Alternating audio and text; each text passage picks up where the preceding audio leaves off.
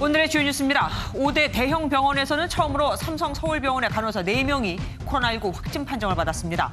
감염 경로가 오리무중이어서 의료계에 비상이 걸렸습니다.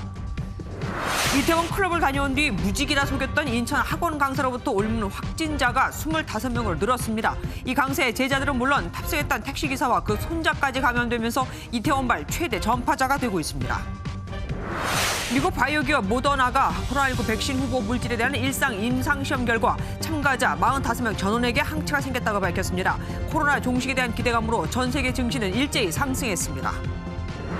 트럼프 미국 대통령이 WHO는 중국의 꼭두각시라고 맹비난했습니다. 또한 WHO의 자금 지원을 영구 중단할 수 있다고 경고했습니다. 회계부정과 아파트 구입자금 출처 의혹을 받고 있는 윤미향 민주당 당선인에 대해 통합당이 국정조사를 검토하고 있습니다. 청와대는 끌어넣으려 하지 않았으면 좋겠다며 윤 당선인과 거리를 두는 모습입니다. 시원한 그늘에 공기까지 맑게 해주는 가로수가 애물단지가 되고 있습니다. 통행을 막는가 하면 갑자기 쓰러져 안전을 위협하는 아찔한 현장을 MBN이 담아왔습니다. 삼성 서울병원 간호사 4명이 코로나19에 감염됐습니다. 빅5로 불리는 대형 병원에서 의료진 감염은 이번이 처음인데 심지어 흉부외과, 산부인과, 여기 수술실 간호사들입니다. 접촉자가 너무 많아서 집단 감염 우려도 큽니다. 먼저 김영 기자가 보도합니다. 국내 5대 대형 병원 가운데 하나인 삼성 서울병원에서 간호사 4명이 코로나19 확진 판정을 받았습니다. 처음 확진 판정을 받은 간호사는 지난 14일 흉부외과에서 수술에 참여했고 다음 날에는 수술장 입구에서 환자를 분류하는 작업을 했습니다. 접촉자들을 긴급 검사한 결과 간호사 3명이 추가 감염된 사실이 드러났습니다. 모두 함께 근무했던 간호사들입니다. 물론 이 숫자는 늘어날 가능성이 있다고 저희들은 보고 있습니다. 간호사들이 접촉한 사람은 수술 환자 19명을 포함해 623명인데 이 중 347명은 음성 판정을 받았습니다. 다만 추가 확진된 간호사들의 동선이 정확히 확인되지 않아 접촉자 수는 더 늘어날 것으로 보입니다. 삼성병원은 그래도 좀 안전하다고 생각하고 있었는데 이러니까 좀 실망. 다른 환자들도 지금 될 수 있는 대로 외출을 참가 바깥에 안 나오려고. 삼성 서울병원은 확진자가 나온 본관 3층의 수술실 25개를 3일 동안 폐쇄하고 예정되어 있던 수술 60여 개도 잠정 연기했습니다. MBN 뉴스 김현입니다. 삼성 서울병원에 확진된 간호사 4명 모두 감염 경로가 전혀 파악되진 않고 있습니다. 첫 확진 간호사가 이태원에 가지 않았다는 사실만이 확인됐죠. 병원 내 감염이라면 문제가 심각합니다. 광범위하게 퍼져 있을 수 있으니까요. 권영범 기자입니다. 삼성 서울병원은 처음 코로나19 확진 판정을 받은 간호사가 이태원을 방문하지 않았다고 밝혔습니다. 이태원을 다녀온 지인과 접촉한 사실도 없다고 설명했습니다. 감염 경로는 전혀 파악되지 않았습니다. 첫 확진 간호사가 최초 전파자인지도 확실하지 않습니다.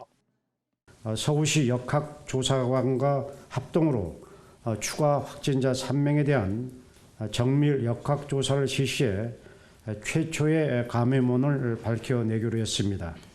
병원 내 감염이라면 마스크와 장갑을 착용하지 않는 휴게실이나 탈의실에서 감염됐다고 유추할 수 있을 뿐입니다. 첫 감염원이 무엇인지도 모르는 상황이고 옆에 탈의실에서 이제 옷 갈아입고 퇴근 이렇게 하시는 상황이기 때문에 간호사들이 병원 외부에서의 감염인지 병원 내 감염인지에 따라 방역의 폭도 크게 달라질 전망입니다. MBN 뉴스 권용보입니다. 삼성 서울병원은 5년 전 메르스 유행 당시 슈퍼 전파자 1명이 85명을 감염시켜 2차 진원지라는 오명까지 썼었죠. 그때처럼 삼성 서울병원을 거쳐간 환자들이 또 옮을까가 최대 관심입니다. 현장 연결해 보겠습니다. 정주영 기자, 병원 분위기 안 좋겠습니다. 네, 삼성 서울병원에 나와 있습니다. 간호사들이 코로나19에 감염됐다는 소식에 이곳엔 무거운 적막감만 감돌고 있습니다. 환자들은 믿었던 대형 병원마저 뚫렸다며 불안감을 호소하고 방역에 힘써왔던 병원 측은 허탈해하는 분위기입니다. 삼성 서울병원은 오늘부터 사흘 동안 신규 입원 환자를 받지 않되 외래 진료는 정상 진행하고 있는데요. 취재진이 잠시 병원 안에 들어가 봤는데 입구에서 이태원이나 홍대에 다녀왔는지 묻고 1:1 발열 검사 검사를 철저히 하고 있었습니다. 무엇보다 2015년 메르스 사태 이후 5년 만에 감염병 위기 상황을 다시 맞이하면서 삼성 서울병원은 충격에 빠진 모습인데요. 당시 슈퍼전파자 14번 환자가 전체 메르스 환자 186명 중 85명을 감염시켜 메르스 2차 유행의 진앙지가 됐고 이재용 삼성전자 부회장이 대국민 사과를 하기도 했죠. 다만 메르스 이후 병원의 감염 관리가 한층 강화됐고 대부분 마스크를 썼다는 점에서 대규모 유행으론 안 번질 것이란 희망 섞인 전망도 나옵니다. 병원 측은 믿고 찾아주시는 환자 여러분께 심려를 끼쳐 죄송하다며 조속한 시간 내에 정상화되도록 최선을 다하겠다고 밝혔습니다. 앞으로 삼성 서울병원을 거쳐간 환자 가운데 메르스 때처럼 추가 확진자가 발생할지 방역 당국은 예의주시하고 있습니다. 지금까지 삼성 서울병원에서 MBN 뉴스 정주영입니다. 지금까지 의료인 중 코로나19 확진자는 266명입니다. 병원 내 감염이 무서운 이유는 면역력이 떨어지는 환자가 많이 모여 있다는 거죠. 이혁준 기자가 보도합니다. 폐쇄 44일 만인 지난 11일 다시 운영을 시작한 의정부 성모병원입니다. 입원이 필요한 환자는 코로나19 검사 결과가 있어야 하고 호흡기 증상이 있으면 병원 안으로 들어올 수 없도록 조치를 강화했습니다. 입원 환자에게서 시작한 의정부 성모병원 집단 감염은 의료진과 간병인까지 병원 내에서 19명을 감염시켰고 병원 밖 추가 감염까지 합하면 모두 70명입니다. 병원 내 집단 감염은 면역력이 약한 고위험군 환자에게 치명적입니다. 특히 무증상 감염일 땐 걷잡을 수 없게 됩니다. 무증상 상태에서 일단 감염이 이루어질 수 있다라는 그 가장 큰 특성이 의료기관뿐만 아니라 모든 시설에서 어떤 관리를 상당히 어렵게 만드는 부분입니다. 현재까지 의료인 감염은 모두 266명입니다. 과거 은평 성모병원의 사례도 있고 또 경기도로 영역을 넓히면 의정부 성모병원 또 분당재생병원 최대한 조기에 발견하고 또 감염원을 제거해 나가는 그런. 방역 당국은 한여름에도 보호 장구를 착용해야 하는 선별진료소 근무 의료진에 대한 운영 지침도 추가했습니다. 감염을 막기 위해 선별진료소 에어컨엔 헤파 필터를 반드시 장착하도록 했습니다. MBN 뉴스 이혁준입니다. 이태원 클럽에 다녀온 뒤 확진된 인천 학원 강사로 인해 4차 감염으로까지 번지고 있죠. 총 25명이 신분과 동선을 속여 방역에 막대한 지장을 초래한 이 학원 강사로 인해 감염이 된 것으로 보입니다. 노승환 기자가 보도합니다. 이태원 클럽에 간 학원 강사에게서 지난 4일 고3 수강생이 코로나19에 감염됐습니다. 이틀 뒤인 6일 이 학생과 코인 노래방, PC방에 함께 갔던 친구가 감염됐습니다.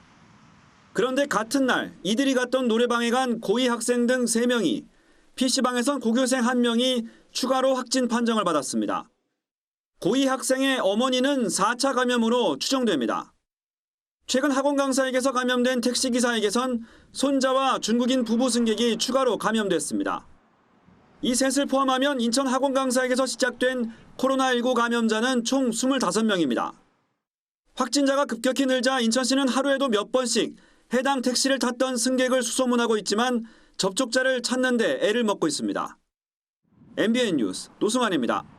이 인천 학원 강사 1명과 관련된 확진자 수는 이태원 클럽발 누적 확진자 190명 중 약 13%나 됩니다. 국내 최대 전파 사례가 됩니다. 이현재 기자가 보도합니다. 인천 학원 강사가 국내 최대 전파자가 된 건 직업적 특성이 크게 작용했습니다.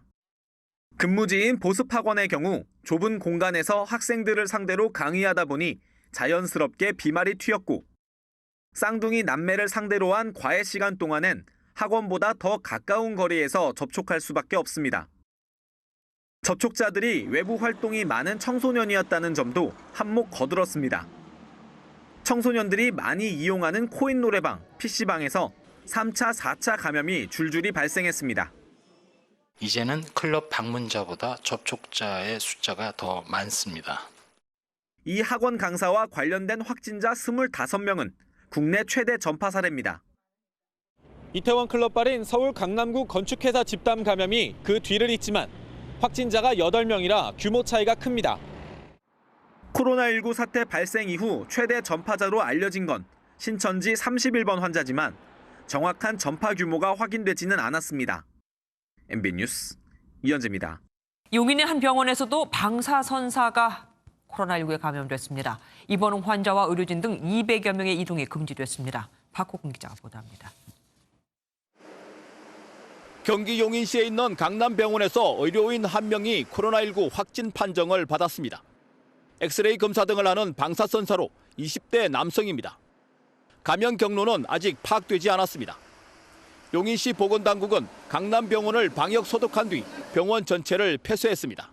또 집단 감염을 차단하기 위해 입원 환자 174명과 의사 등 야간 근무자 39명은 병원 밖은 물론이고 층간 이동도 금지했습니다. 확진된 방사선사는 지난 16일과 18일 오전에 근무한 것으로 확인됐습니다. 현재 역학조사관들은 동선 파악 및 CCTV 분석을 하고 있고 역학조사 범위를 5월 16일부터 5월 18일 사이로 지금 하고 있습니다. 근무에 앞서 지난 14일과 15일에는 친구 5명을 만나 저녁 식사를 하는 등 외부 활동을 한 것으로 알려졌습니다. 이 방사선사는 평소 안양에서 용인병원까지 대중교통을 이용해 출퇴근했으며 이동 때 마스크를 쓴 것으로 전해졌습니다. 강남병원은 외래 환자 구역과 호흡기 질환 진료 구역이 분리된 국민안심병원이지만 확진자가 직원이어서 병원 내 감염 우려가 커지고 있습니다. MBN 뉴스 박호근입니다. 이태원 클럽을 방문했다가 확진 판정을 받은 남성은 260여 명이 머물렀던 경기도 부천의 나이트클럽에도 갔었습니다. 이 중 40여 명이 아직 연락이 닿지 않고 있습니다. 윤기란 기자입니다. 휴업 안내문이 붙은 나이트클럽입니다. 확진 판정을 받은 베트남 국적 30대 남성이 지난 9일 밤 1시간여 동안 이곳에 머문 것으로 확인되면서 방역당국이 이용객에 대한 조사를 벌였습니다. 현재까지 265명이 건물 안에 있던 것으로 알려졌는데 이 중 43명이 연락되지 않고 있습니다. 방역당국은 일단 연락이 된 사람들을 자가격리하고 차례로 진단검사를 진행했습니다. 어제는 27명을 했고요. 지금 계속 와서 하고 있는 거거든요. 이게 시간이 언제냐에 따라서 틀려져요. 그런 쪽에서는 다 음성 나왔고요. 베트남인 확진자는 나이트클럽을 가기 전 지인의 집에서 친구 32명과 생일 모임을 가졌습니다. 나이트클럽에서 나온 뒤 인근 호프집과 노래방도 방문한 확진자는 확진 판정을 받은 지난 16일까지 부천과 주거지인 경기 광주를 오가며 최소 20여 명과 접촉한 것으로 조사됐습니다. 생일 모임에 있던 지인 등은 음성 판정을 받았지만 확진자와 함께 사는 40대 직장 동료는 감염됐습니다. 방역당국은 연락이 닿지 않은 나이트클럽 이용객에 대해 경찰의 협조를 받아 신병을 확보할 방침입니다.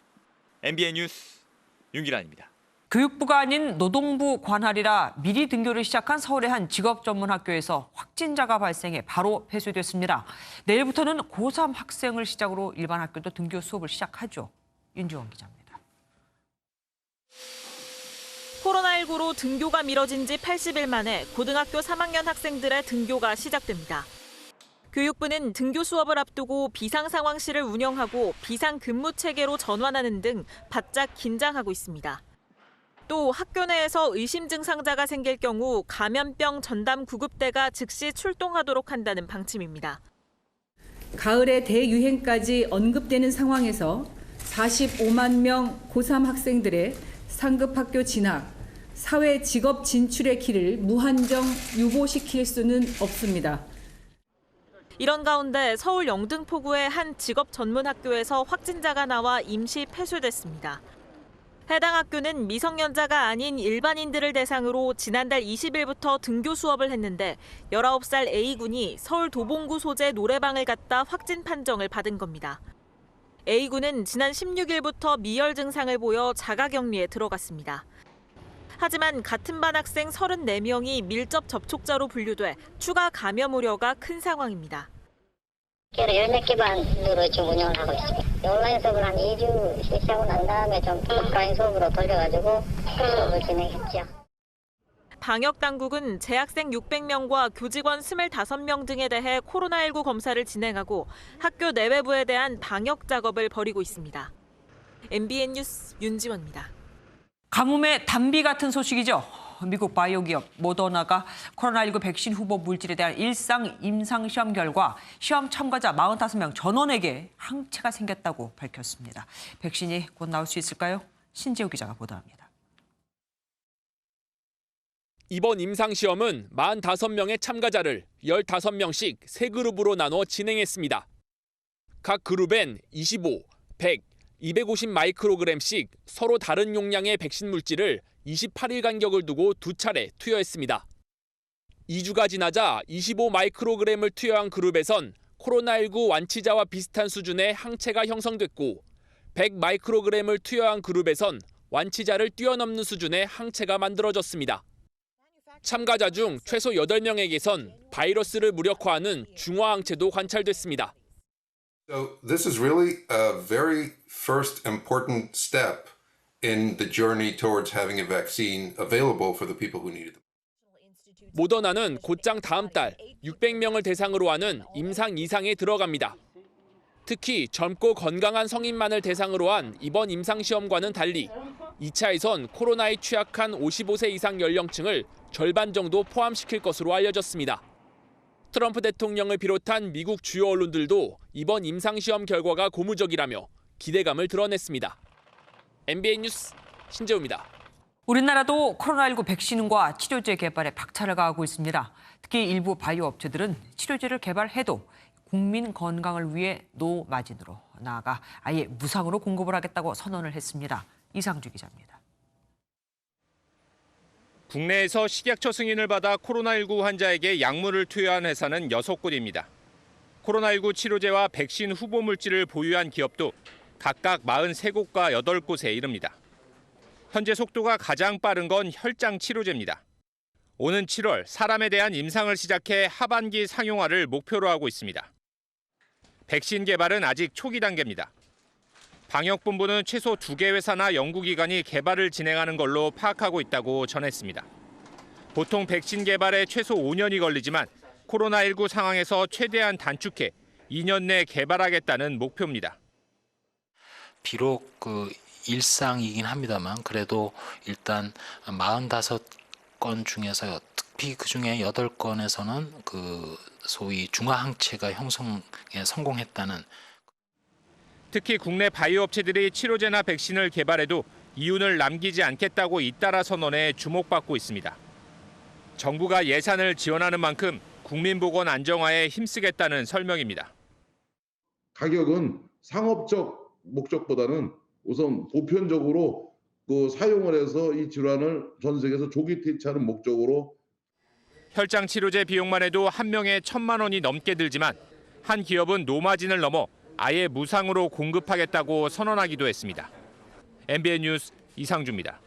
백신 개발 기대감에 증시에도 훈풍이 불었습니다. 코로나19 여파로 한때 1,400선대까지 떨어졌던 코스피는 어느새 2,000선까지 바짝 다가섰는데 우려도 나옵니다. 기업 실적은 최악으로 나오고 있거든요. 이기정 기자입니다.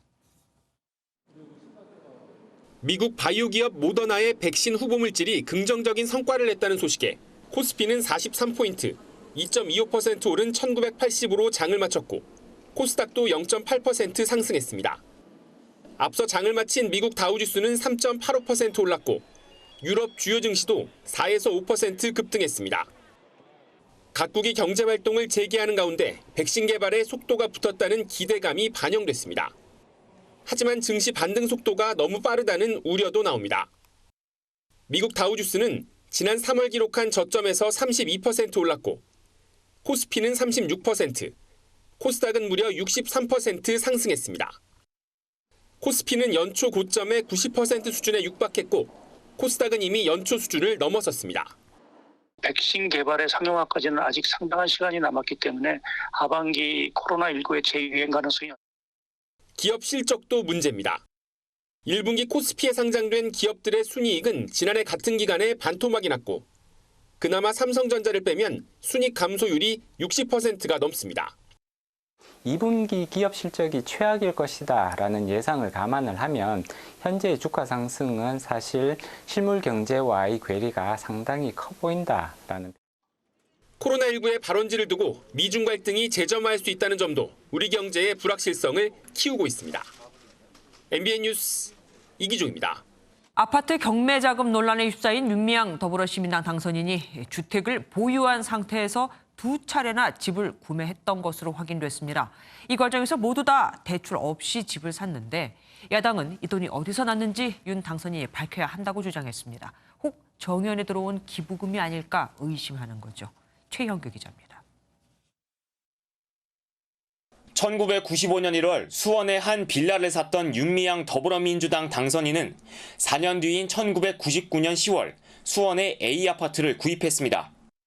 2년여 동안 1가구 2주택자로 지낸 윤 당선인은 2002년 2월 빌라를 팔았고 2012년 3월에는 경매를 통해 수원의 B아파트를 2억 2,600만 원에 샀습니다.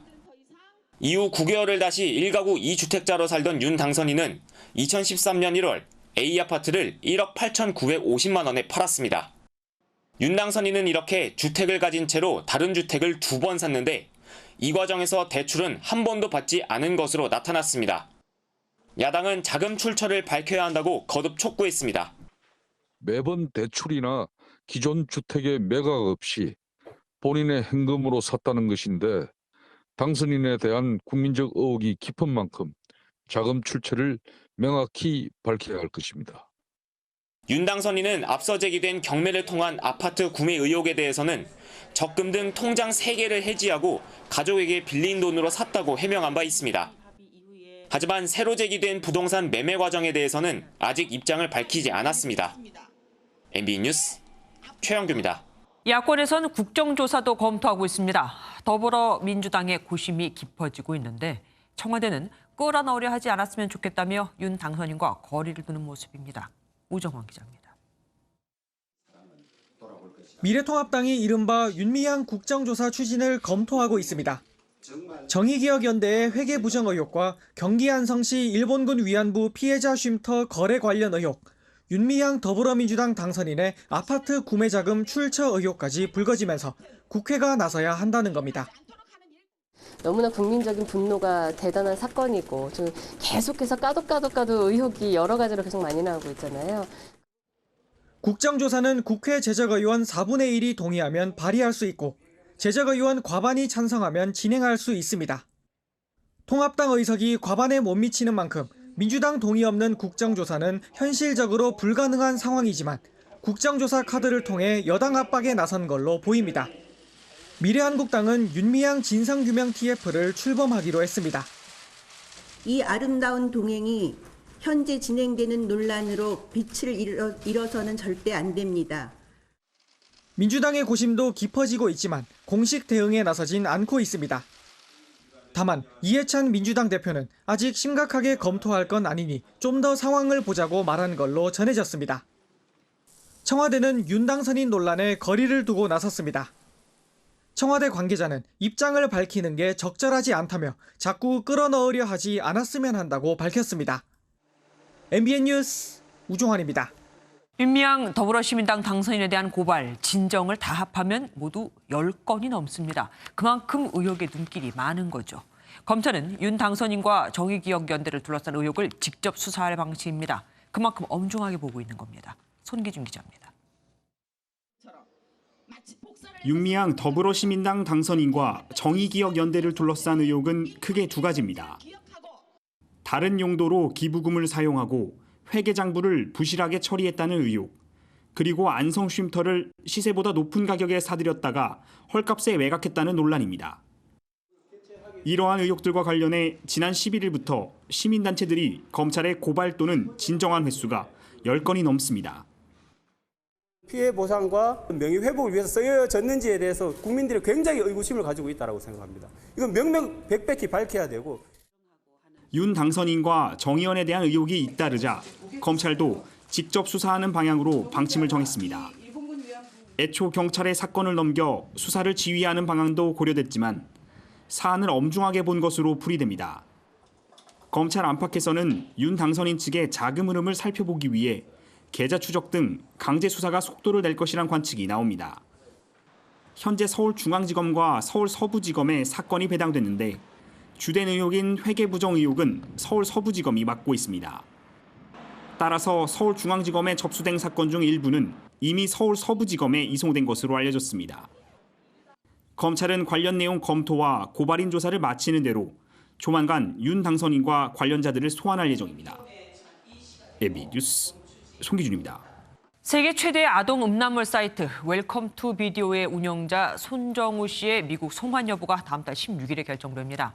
첫 신문이 열렸는데 이중 처벌이 우려된다는 변호인과 범죄 혐의가 소명됐으니 송환해야 한다는 검찰이 팽팽하게 맞섰습니다. 임성재 기자입니다.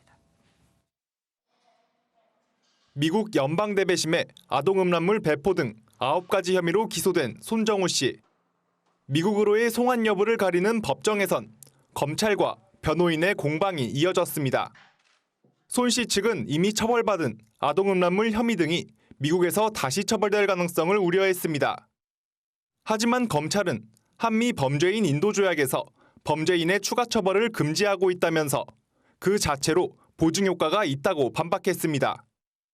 송환이 되면 처벌이 유력한 손 씨의 범죄 수익 은닉 혐의도 또 다른 쟁점이 됐습니다. 변호인은 손 씨가 범죄 목적으로 암호화폐를 사용한 건 맞지만 은닉이 아닌 투자를 위한 것이었다고 주장했습니다. 이에 대해 검찰은 국제 공조수사로 미국에서 보내온 자료엔 범죄 사실이 충분히 소명됐다고 설명했습니다. 손 씨는 출석하지 않았지만 최근 아들을 고발한 아버지는 법정에 모습을 드러냈습니다. 어미 없이 자랐잖아요. 아비로서는 물론 죄는 위중하지만은 법적으로 보낸다는 것이 그냥 불쌍한 마음이 드는 거죠. 재판부는 다음 달 16일 손 씨를 직접 불러 한 차례 더 신문을 열고 곧바로 인도 여부를 결정하기로 했습니다. MBN 뉴스 임성재입니다.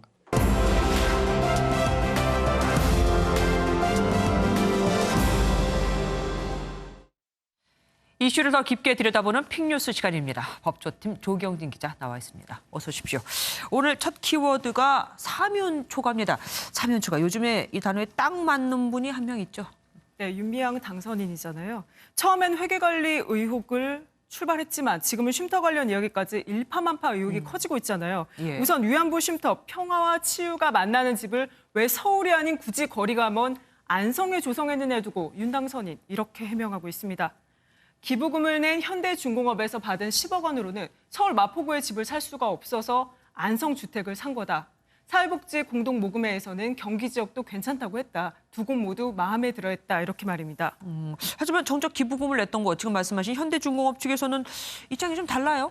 네, 윤 당선인 해명과는 달리 기부금 냈던 현대중공업 측은 윤 당선인과 직접 관련 논의를 하지는 않았고 절차상 모금회를 통해서 협의를 했고 사후 통보를 받은 게 전부다 이런 입장이고요. 통보만 받았다. 네, 사회복지 공동모금회 역시 먼저 경기 지역을 제안한 건 아니고 정대협에서 먼저 서울 마포구 부지가 어려워서 안성에 적정 부지가 있다는 공문을 보내왔다 이런 입장입니다. 이 정의기억연대는 쉼터를 이곳에 선정한 이유를 두고 버스 정류장과 5분 거리인 접근성, 이 여름에는 시원하고 겨울에는 따뜻해서 냉난방비를 절감할 수 있는 에너지 효율성을 들었는데 네. 하지만 건물 매입과 쉼터 운영 과정에서 남편과 부친이 개입한 이 뒷말까지 무성한 그런 상황입니다. 해명을 내놓고 있지만 그럴수록 더욱더 지금 좀 뒷맛이 개운치가 않다는 게 문제입니다. 네. 윤미향 의혹에 이어서 이번에는 나눔의 집 후원금도 논란이 되고 있어요. 네, 먼저 좀 짚고 갈 건 경기도 광주에 위치한 나눔의 집은 일단 지금까지 이야기를 나눈 윤미향 의혹, 정의연과는 법인 자체가 다릅니다. 예. 이 나눔의 집 일부 직원이 후원금 집행 문제에 대해서 내부 고발을 했거든요. 내용 보시면 나눔의 집은 법인이 채용한 2명의 운영진에 의해서 20여 년간 독점적으로 운영됐다. 이 운영진은 할머니들의 병원 치료비, 물품 구입비 등을 모두 할머니들의 개인 비용으로 지출하게 했다. 이렇게 밝히고 있습니다. 이 거액의 후원금을 할머니들에게 사용하지 않고 이 부동산이나 현금 자산으로 보유하고 있다는 건데 나눔의 집 운영진 사실무근이라고 이렇게 맞서고 있습니다. 그런데 사실무근이라고 하지만 녹취록 논란도 있어요. 호텔식 요양원 이건 또 무슨 얘기입니까? 네, 지금 할머니들에게는 지출 안 하면서 모아진 후원금을 나중에 할머니들이 돌아가신 이후에 사용하자 이런 논의가 있었던 건데요.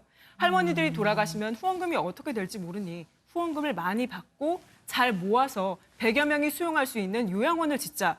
근데 경쟁력 있어야 하니까 호텔식으로 지어야 한다 이런 내용입니다. 한 매체가 확보한 나눔의 집 법인 이사회에 담긴 이런 내용인데요. 이 녹취록에 보면은 나눔의 집 법인 측, 근데 이건 일부 이사의 개인 의견이다. 실현 가능성이 없다. 이렇게 선을 긋고 있습니다. 살아계실 때 잘못해서 불효자가 되는 거 아닙니까? 어쨌든 위안부 피해 할머니에 대한 관심과 기부가 혹 이럴 때 이렇게 묻히게 될까 걱정이 되는데 그럴수록 뼈아픈 역사를 우리가 잘 기억을 해야 되지 않겠습니까? 네, 맞습니다. 여기 남산 자락에 있는 기억의 터에는 대지의 눈이라는 조형물이 있습니다. 지금 화면에서 보시는 게 대지의 눈인데 네. 위안부 피해 할머니 247명의 명단이 이곳에 새겨져 있습니다. 그러면 위안부 피해 할머니의 성함이 다 들어있는 겁니까? 근데 그게 그렇지가 않습니다. 일본 최고재판소로부터 처음으로 일본군 위안부 피해를 인정받은 신미자 할머니 성함은 보시다시피 없습니다. 진짜 없네요. 네, 건너뛰었죠. 당시에 명단을 만든 게 정대엽, 이때 윤미향 당선인이 대표를 맡고 있었는데요. 이 심할머니의 이름이 빠진 것에 대해서 특별한 설명은 없습니다. 예. 하지만 그 심할머니가 과거에 정대엽은 문 닫아라, 위안부 할머니들을 역사의 무대에 앵벌이로 팔아서 배를 불려온 악당이라고 비판한 적이 있는데 이를 두고서 정대엽이 자의적인 기준을 적용했다 이런 해석도 나옵니다. 또 할머니의 동의를 받지 않고서 이 명단이 새겨지는 바람에 할머니 본인이 망치와 끌을 가져와서 이름을 파내다가 지구대에 끌려가는 그런 일도 있었습니다. 와, 그러면 정대엽이나 정의연에 대한 의혹이나 의심은 예전부터 꽤 있어 왔다는 얘기가 됩니다. 참 이게 일파만파 일이 커지고 있네요. 다음 키워드로 넘어가 보죠. 네, 두 번째 키워드는 100년 중형입니다. 오늘 그 손정우 씨 얘기 아니겠습니까? 그 네. 아버지가 탄원서 냈었던 그 얘기죠? 네, 오늘 인도 심사가 있었고 이 탄원서는 이달 초에 냈었는데요. 일단 이러한 상황 자체가 지금 상당히 이례적이잖아요. 네. 그래서 손 씨의 송환 가능성에 대해서 법조계에서는 상당히 관심이거든요. 그렇죠. 근데 이 송환될 가능성이 크다는 게 법조계 관계자들 중론입니다. 네. 이 우리나라 법원의 처벌로 마침표를 찍으면 사실 좋겠지만 성범죄 관련 입법 공백이 크고 무엇보다 처벌 강화 여론이 뜨겁다는 점도 작용할 것으로 보입니다. 네. 그리고 이 국민청원까지 지금 제기돼 있잖아요. 맞아요. 그래서 만약에 송환을 안 한다면 이를 설득할 만한 사유가 필요할 것이다 이런 얘기도 나오고 있고요. 네. 절차를 좀 보시면 일단은 한 차례 더 인도 심사를 마치게 되면 법무부 장관이 최종적으로 인도 여부를 결정하게 되거든요. 인도 명령을 만약에 하게 된다면 30일 이내에 해당 극으로 그 인도가 이루어져야 합니다. 손 씨 아버지가 아들의 송환을 막아보겠다고 또 검찰에 고소를 하기도 했었잖아요. 이 건은 어떻게 되고 있습니까? 네, 손 씨 아버지가 손 씨를 범죄수익은닉규제법 위반 혐의 등으로 고소한 건은 서울중앙지법 형사 4부에 지금 배당이 돼 있는데 검찰이 이 건을 처리할 가능성은 낮고 기소 중지할 가능성이 크다는 게 중론입니다. 다시 말하면 아들의 송환을 막기 위해서 아버지가 이 고소한 사건보다는 법원에서 손 씨를 미국으로 보낼 건지 말 건지 결정하는 것, 또 법무부 장관이 어떤 결정을 할지에 따라 손 씨의 운명이 정해진다라고 보면 될 것 같습니다. 예, 이 사안이 지금 우리 국민들에게 이렇게 뜨거운 감자가 된 이유는 그 같은 죄라도 처벌이 타국에 비해서 우리나라가 가볍기 때문 아니겠습니까? 네, 미국에서는 아동 성착취물을 다운로드만 받아도 7년형 정도거든요. 네. 이렇게 아동과 성과 연루된 문제가 크게 처벌을 받고 있는데 손정우 씨의 경우에 이미 우리나라에서 처벌을 받은 부분은 이중처벌로 제외를 하더라도 이 미국에 가면 또 처벌받지 않은 남은 죄들이 있을 거 아니에요. 네. 우리나라에선 소위 기소도 안 되는 그런 미약한 부분들까지 다 모으면 적지 않은 형량이 예상된다고 합니다. 네. 이 키워드로 언급한 100년 중형까지는 아니더라도 소위 몇십 년 수준은 될 것이다 이런 말이 나오는 이유입니다. 그 우리나라도 이 때문에 관련 법률 개정이 잇따르고 있고요. 또 어제도 있었지만 대법 양형위원회에서 처벌 기준 강화를 위한 그런 논의가 이루어지고 있는데 오는 12월에는 이 의결이 이루어질 방침입니다. 예, 12월 기다려 봐야겠습니다. 오늘 말씀 감사합니다. 다음 소식입니다. 이춘재 8차 연쇄살인 사건의 재심 재판부가 국가기록원에 보관 중인 채모에 대해 압수영장을 발부했습니다. 당시 사건 현장에서 발견됐던 채모 이기의 진범을 가리는 핵심 증거가 될 겁니다. 이재호 기자가 보도합니다. 지난 1988년 경기도 화성에서 13살 여자아이가 성폭행당하고 숨진 사건 현장에서는 범인의 것으로 보이는 채모 10점이 발견됐습니다. 당시 경찰은 혈액형 분석 등을 위해 8점을 사용했고 2점이 남아 30년이 지난 지금까지도 보관됐습니다. 이춘재 8차 사건의 진범을 가릴 수 있는 유일한 증거입니다. 재심 재판부는 국가기록원에 보관 중인 채모 2점에 대해 압수영장을 발부했습니다. 이번 결정으로 이춘재의 DNA와 당시 사건 현장에서 발견된 채모를 처음으로 비교해 볼 수 있게 됐습니다. 어차피 검찰이나 우리 변호사님 쪽이나 잘하고 있으니까 뭐 앞으로 잘 되지 않겠어요? 저는 그렇게 보고. 하지만 당시 경찰이 사건을 조작한 흔적이 여러 곳에서 발견되고 있는 만큼 현장이 조작됐을 가능성도 배제할 수 없습니다. 만약에 이제 피고인의 채모라고 나온다면 그건 정말 바꿔치기 한 거고 엄청난 문제겠죠. 근데 그게 아니길 바랍니다. 그냥 이춘재의 채모이길. 당시 채모의 분석 결과는 오는 7월쯤 나올 예정인 가운데 재심 사건의 핵심인 이춘재의 출석 여부는 아직 정해지지 않았습니다. MBN 뉴스 이재호입니다. 자기가 다니던 학원에 불을 지르려 하고 주변 차량을 파손한 러시아 국적의 30대 여성이 붙잡혔습니다. 이 학원에서 일하는 50대 남성은 이 여성에게 줄곧 스토킹을 당해왔다고 주장합니다. 심가현 기자가 단독 보도합니다. 골목에서 한 여성이 유유히 걸어나와 옆에 세워둔 차에 올라탑니다.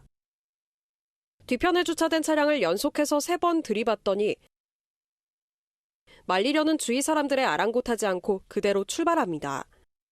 몇 분 후 경찰이 출동해 있는 현장에 다시 모습을 드러내 차에서 내리고 수갑이 채워진 채로 경찰차에 몸을 싣습니다. 그제 저녁 자신이 다니던 학원에 불을 지르려다 도주한 러시아 국적의 30대 여성이 경찰에 붙잡히는 모습입니다. 자동차 하나가 다른 차를 주차되어 있는 다른 차를 다 치고 나갔다고 얘기가. 당시 도주에 이용됐던 차량입니다. 여성은 신문지에 불을 붙여 방화를 시도하다 일이 뜻대로 되지 않자 그대로 주위에 세워뒀던 차를 타고 달아났습니다.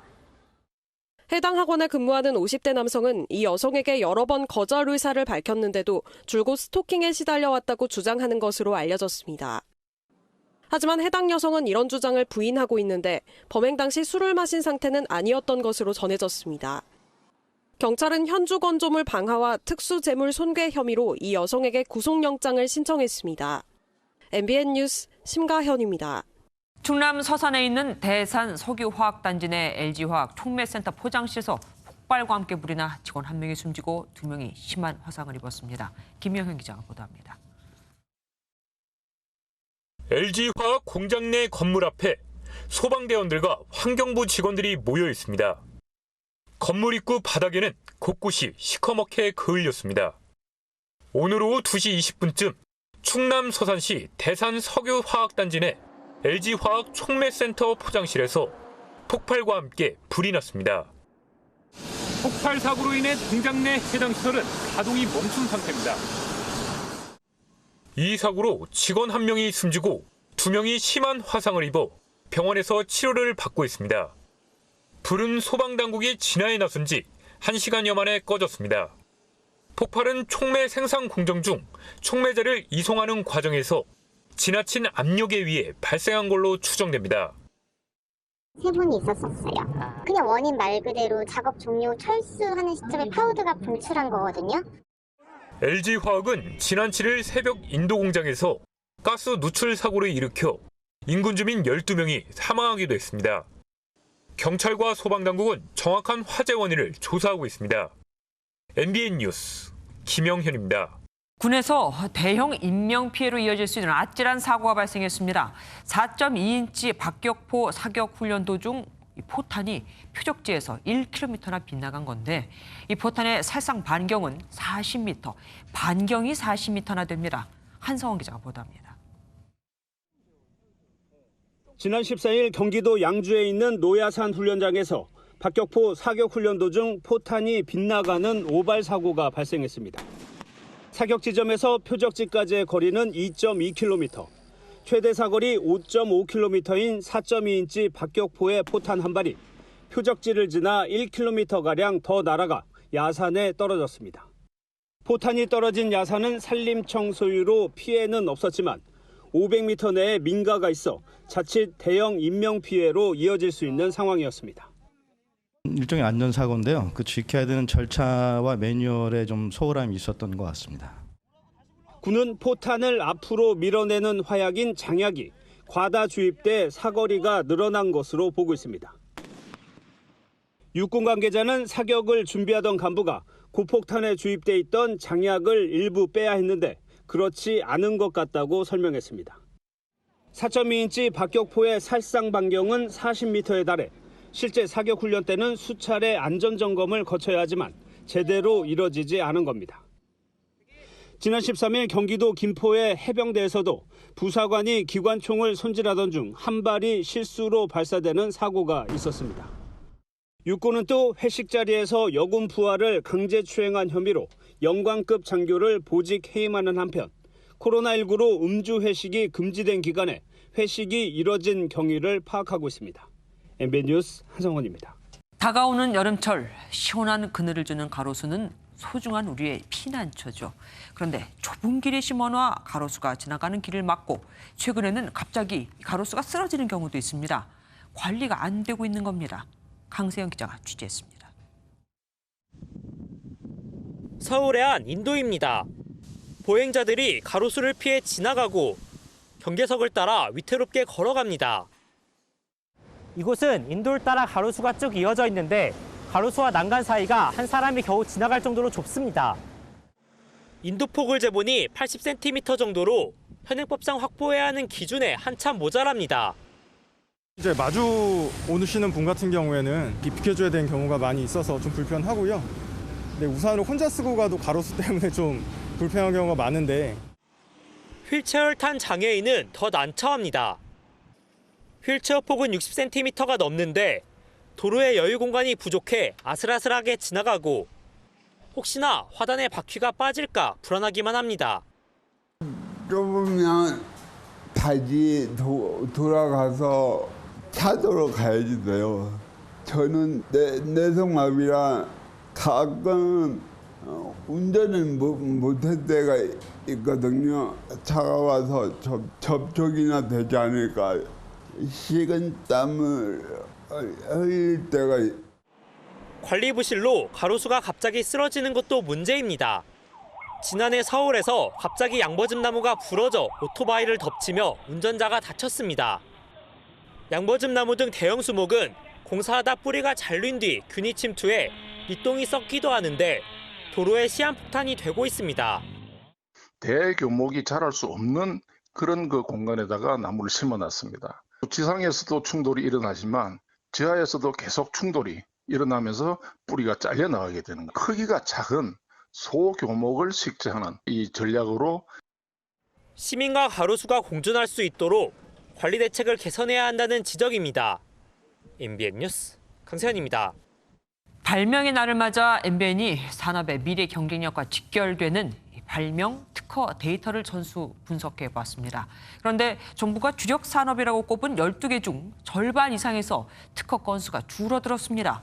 국가 계획과는 정반대 길로 가고 있는 겁니다. 데이터로 본 세상, 민경현 기자가 보도합니다.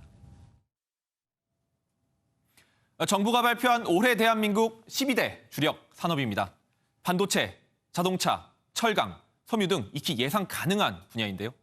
이들 산업이 현재 한국 수출에서 75%를 차지하니 당연히 국가 경제에 미치는 영향력도 어마어마합니다. 그런데 이 12개의 주력 산업이 미래의 한국도 먹여 살릴 수 있을까요? MBN이 기업 분석업체 위즈도메인과 함께 미래 경쟁력 지표로 꼽히는 특허 데이터를 전수 분석해 지난 10년간의 추이를 봤는데요. 12대 산업 가운데 섬유 등 전통 제조업부터 반도체까지 총 7개 산업에서 특허 수가 3년 전보다 오히려 줄었습니다. 스마트폰 등 IT 산업은 아예 10년 전보다도 더 감소했고요. 주력 산업들이 정체기에 접어드는 겁니다. 수명이 이제 어느 정도 이제 됐다고 보는 거죠. 그 제품의 그 어떤 생산성이나 판매력도 아마 줄어들 것으로 보입니다. 그럼 어디서 희망을 찾을 수 있을까요? 의료 산업은 전체 건수는 많지 않지만 3년 전보다 3배, 10년 전과 비교하면 10배로 늘어 성장세로는 가장 유망한 분야로 꼽혔습니다. 온라인 쇼핑, 여가 서비스도 특허 증가세가 두드러졌습니다.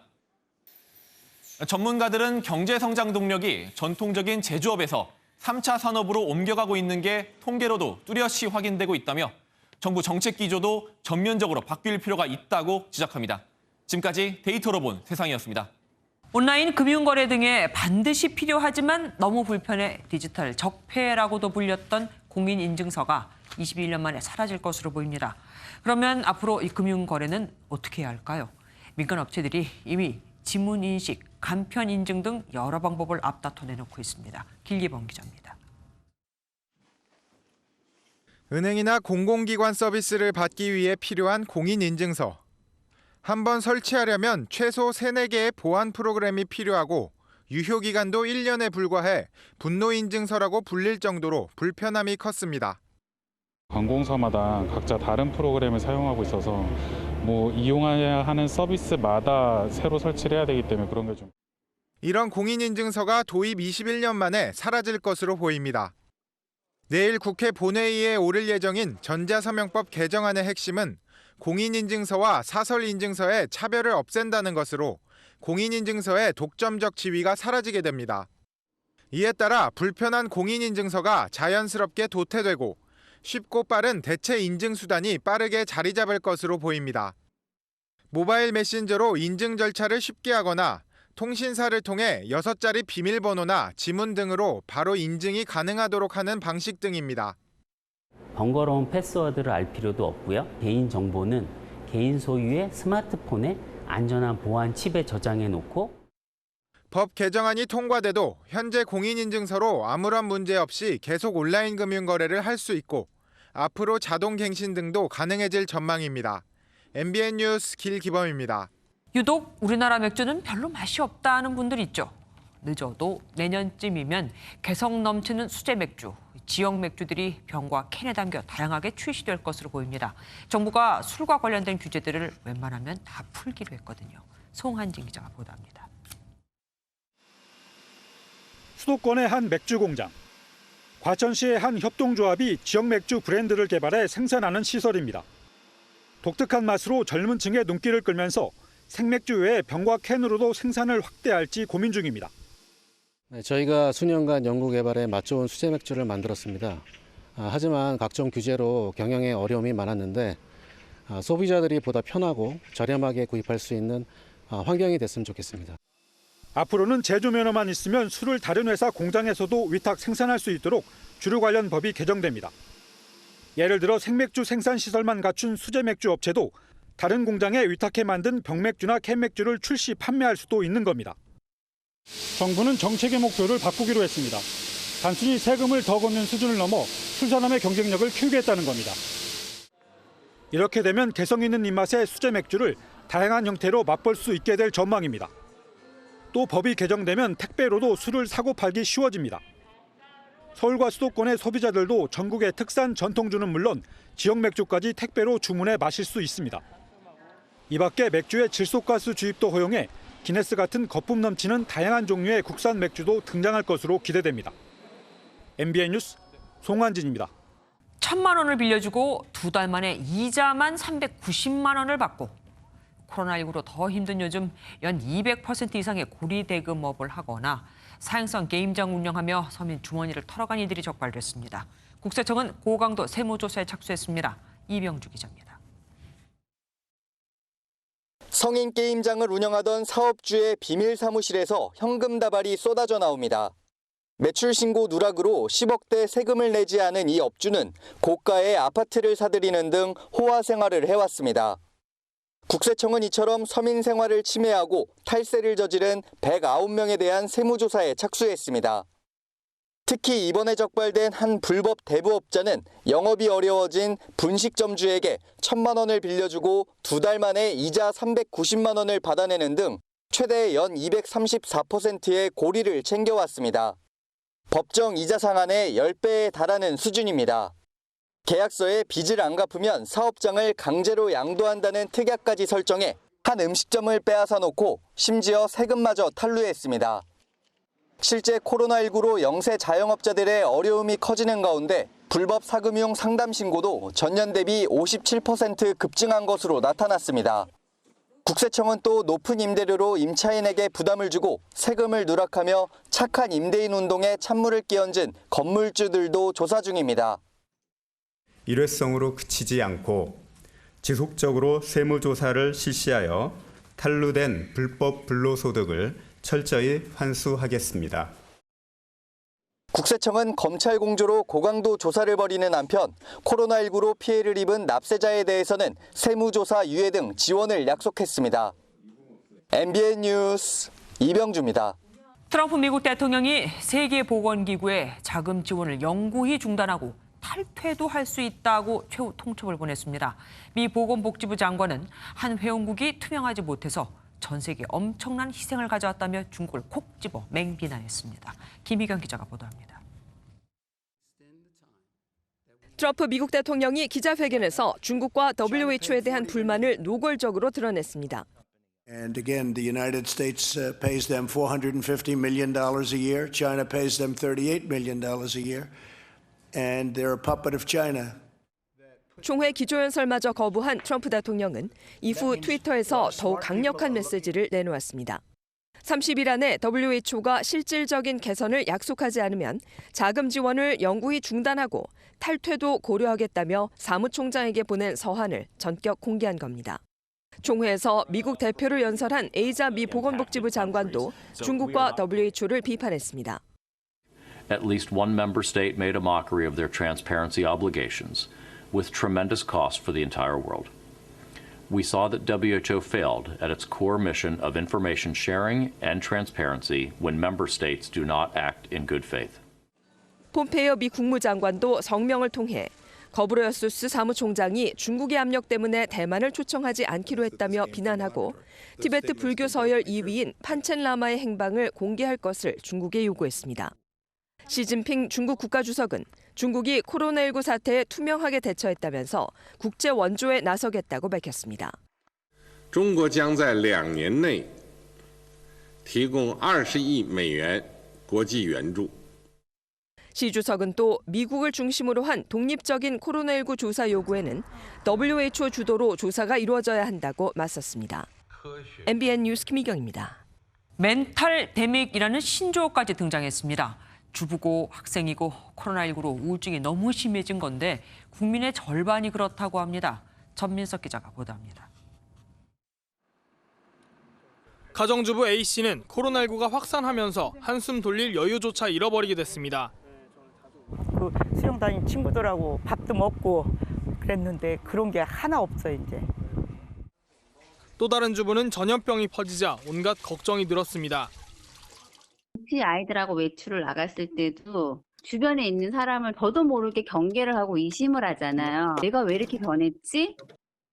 경기연구원의 조사 결과 가정주부의 60%가 우울감을 호소했습니다. 연령과 성별을 떠나 전 국민의 절반이 우울하다고 응답했습니다. 코로나19로 인한 불안감이나 우울함을 느낀다는 사람의 비율은 연령대가 올라갈수록 높아졌습니다. 공동체 전체에 정서적 충격이 전염병처럼 번지는 이른바 멘탈 데믹을 주의해야 할 시점입니다.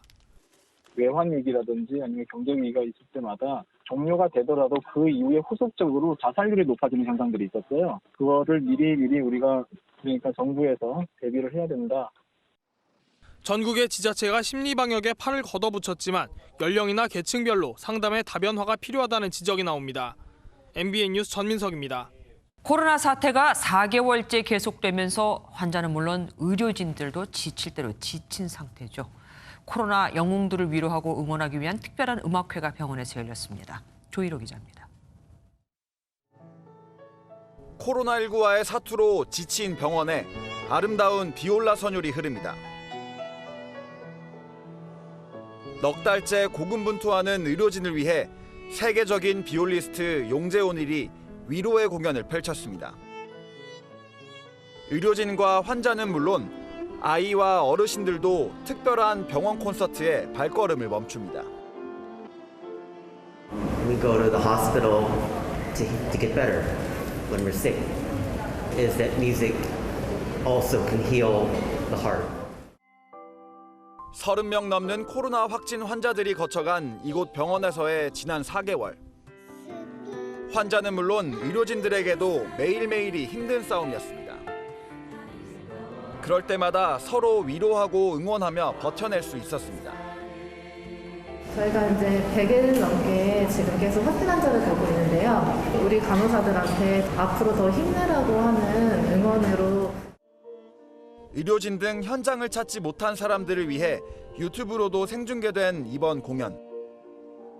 공연장을 찾은 사람들도 온라인 시청자들도 마음속으론 한결같이 굿바이 코로나를 기원했습니다.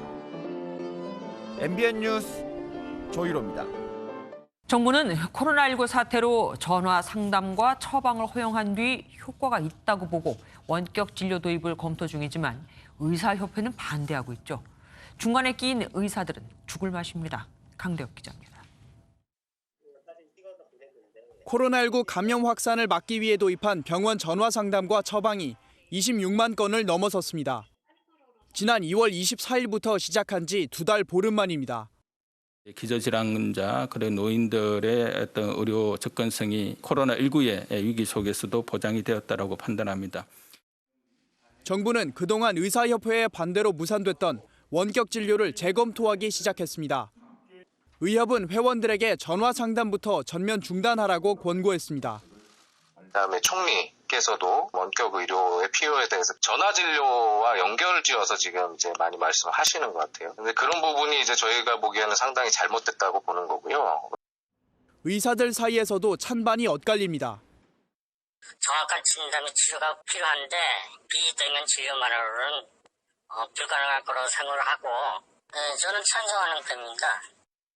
비대면은 할 수 있다고 보는데 지금 상황 자체가 재난적인 상황이잖아요. 그래서 그동안 잘하고 있었고 의협은 앞으로 일주일 동안 권고사항이 얼마나 이행됐는지 평가한 뒤 원격 진료를 저지하기 위한 조치를 추진해 나가겠다고 밝혔습니다.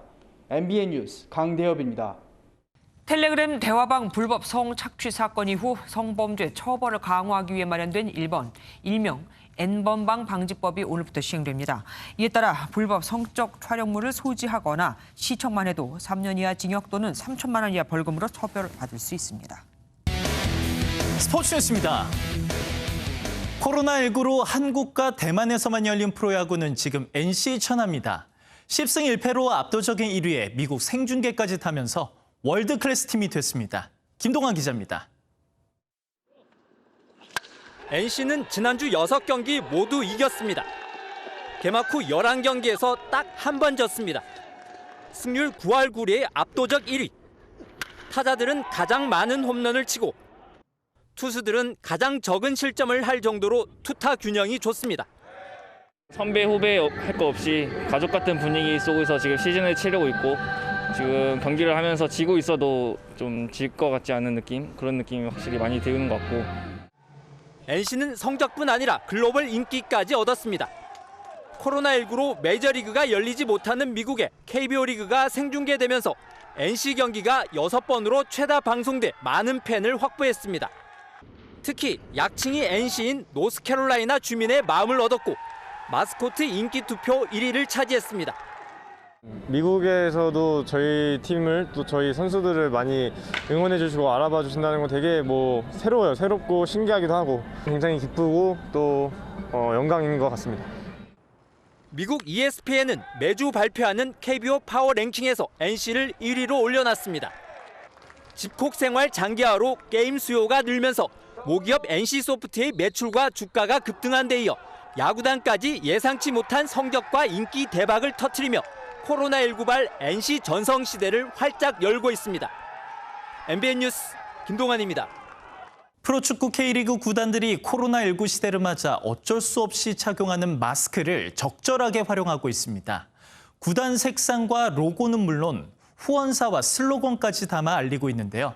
구경우 기자입니다. 득점에 성공하자 곧바로 카메라에 잡히는 K리그 선두인 전북의 모라이스 감독. 주문 제작된 마스크를 착용하고 있는데 구단 고유의 색상에 팀 로고가 새겨져 있습니다.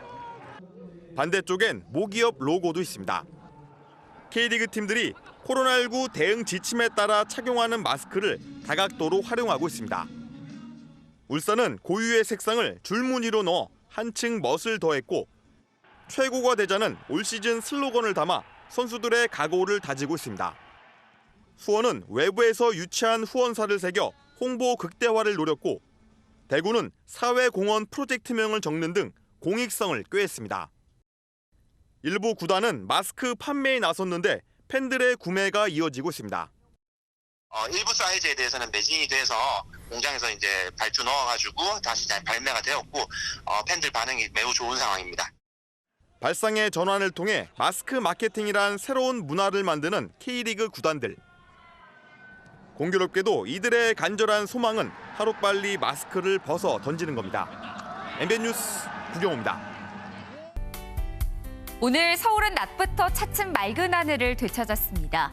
이틀간 내렸던 비는 대부분 그쳤고 내일은 구름만 지나는 가운데 낮 기온도 오늘보다 1도에서 2도가량 오르겠는데요. 20도 아래에 머물렀던 서울의 한낮 기온도 내일은 19도 선까지 오르겠고 기온은 차츰 오름세를 보이면서 모레에는 서울의 한낮 기온이 23도를 기록하겠습니다. 강원 영동 등 동해안 지방을 따라서는 비가 조금 더 길게 이어집니다. 경북 북부 동해안은 내일 오전 한때 5mm 안팎의 비가 지나겠고요. 영동 지방은 모레 새벽까지 최고 40mm의 비가 더 내리겠습니다. 남부 해안과 제주를 따라서는 밤까지 바람이 매우 강하게 불겠는데요. 내일 중부지방 고기압의 가장자리에서 구름만 다소 지나겠고 대전은 아침에 9도, 충주는 8도에서 출발하겠습니다. 남부지방 광주와 대구의 한낮 기온 21도까지 오르겠고 울산은 19도를 가리키겠습니다. 강풍특보가 내려져 있는 강원 영동과 경북 북부 동해안은 내일까지 바람이 무척 강하게 불겠습니다. 금요일에는 영서지방에, 일요일에는 수도권과 강원 영서에 비가 내리겠고요. 영서지방의 비는 월요일까지 다소 길게 이어질 전망입니다. 날씨였습니다. MBN이 선정한 이 현장의 사진입니다. 코로나19로 밖에 나갈 수 없는 딸을 위해 집 전체를 볼풀장으로 만든 아빠. 그런가 하면 중국엔 운전하고 싶다는 9살 아들에게 운전대를 맡기고는 단속하는 경찰에게 아들 놀라게 하지 말라고 소리치는 엄마도 있었습니다. 자식 사랑하는 마음이야 다 똑같죠. 하지만 옳고 그름을 구별하지 못하면 자식 바보가 아니라 그냥 바보가 됩니다. MBN 종합뉴스 여기서 마치겠습니다. 함께해 주신 여러분 고맙습니다.